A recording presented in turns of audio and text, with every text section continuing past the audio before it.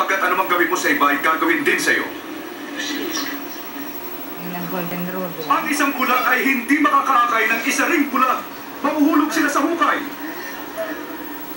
Bakit mo tinitingnan ang puwing ng iba, ngunit di mo pinapansin ang dumi sa iyong mata?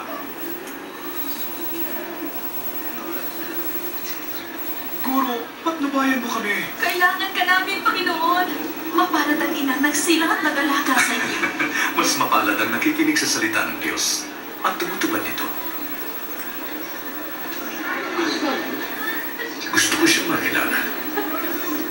Sa palagay mo siya kaya ang Mesyas?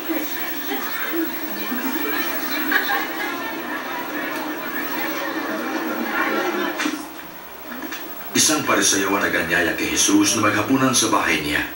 Pumaroon si Jesus at dumulog sa mesa. Sige mga bata, umalis na kayo. Narinig niyo?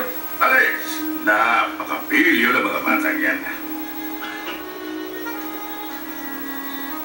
Anong ginagawa niya ito?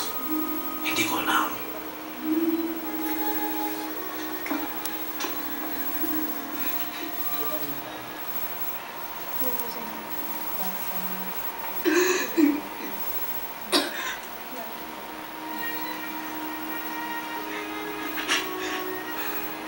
Anong ginagawa niya?